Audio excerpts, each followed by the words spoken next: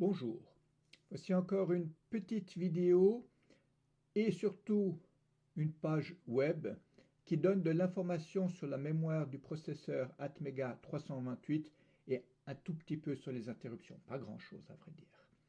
Donc comme d'habitude, on peut partir depuis la page web qui est référencée sous la vidéo. On va sous microcontrôleur Arduino. Ensuite de la organisation de la mémoire du microcontrôleur Atmega 328 et interruption, on clique dessus et comme la page est assez grande, je l'ai mise dans une autre page.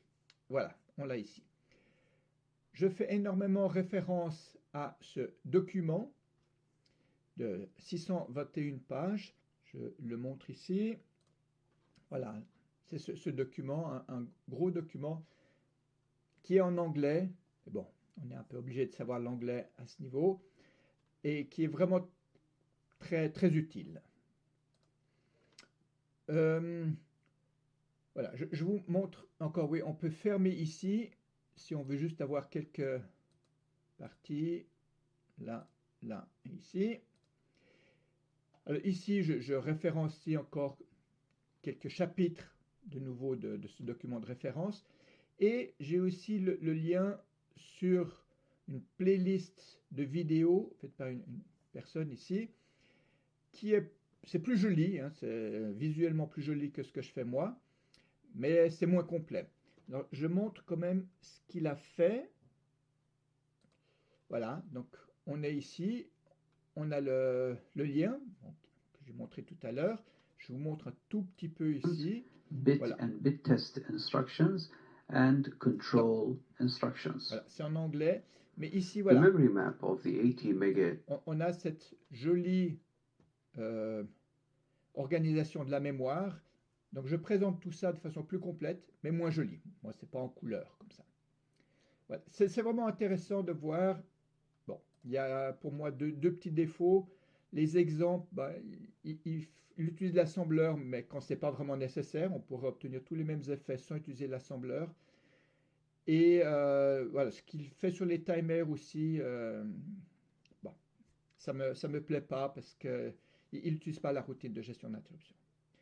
Bien, alors, je n'ai pas à faire tout en détail, l'essentiel, il faut lire, mais commençons. Il y a donc dans le processeur 32 registres qui sont pour des opérations de arithmétique et logique, c'est les registres principaux, qui sont encore divisés en deux parties. Il y a la première partie qui va de R0 à R15 et sur lesquelles on ne peut pas utiliser des accès immédiats, tels que NI, CPI, enfin voilà, je donne ici des exemples. On n'arrive pas à les accéder de façon immédiate. Et puis après, les registres suivants, R16 à R31, alors là, on peut faire tout.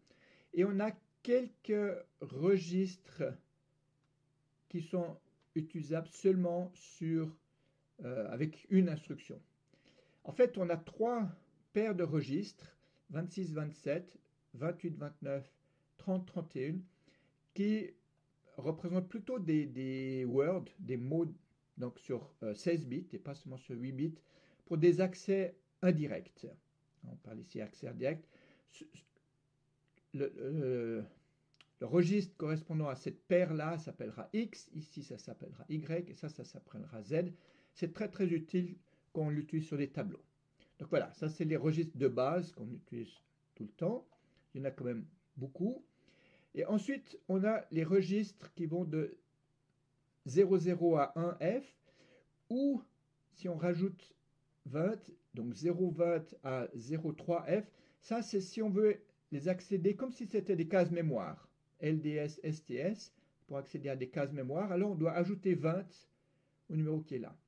Mais ces numéros, il y a l'avantage qu'on peut accéder à ces registres par les instructions in, out, et puis aussi set bits ou clear bits, ou bien des tests sur si les bits sont mis 7 ou si les bits sont clear, sont à 0.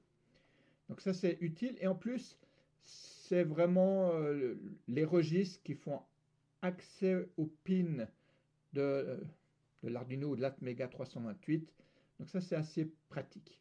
Donc voilà, je mets la correspondance.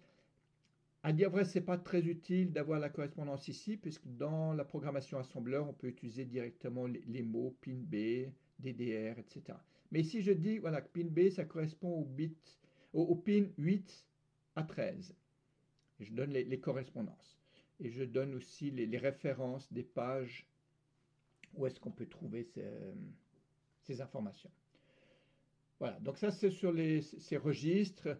Ça c'est les registres justement qui sont liés au timer.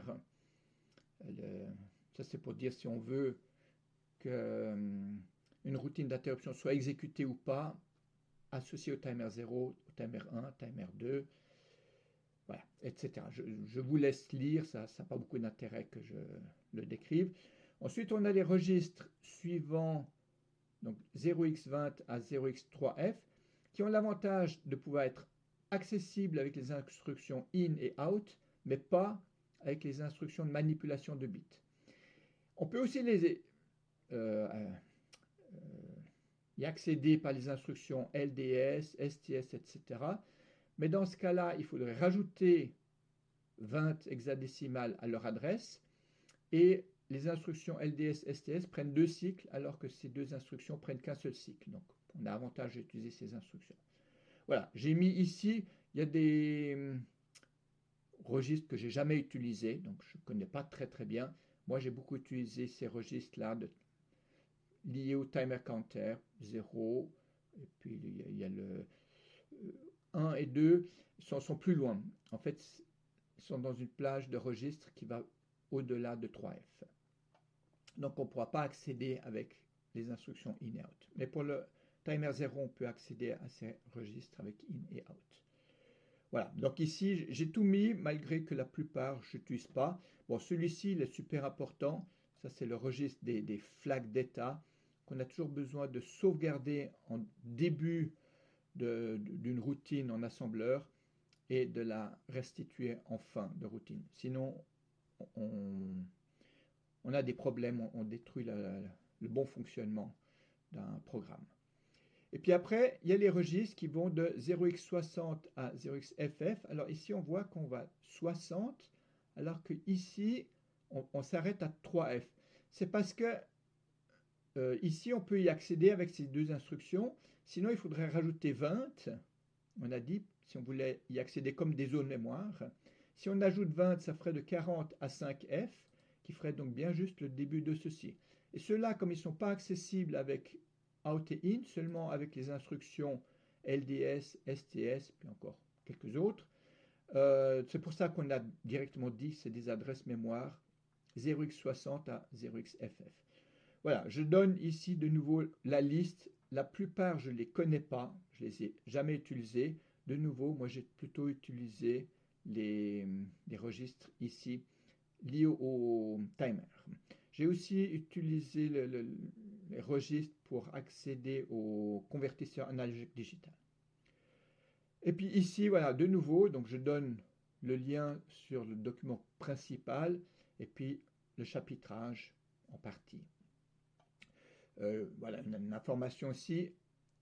Les 4 instructions qui sont ici sont équivalentes, ont le même effet, mais les 2 premières n'utilisent qu'un seul cycle, les 2 suivantes 2 cycles, et c'est quand même plus lisible d'écrire pin B que d'écrire 0x03. Donc, voilà, mais c'est juste équivalent.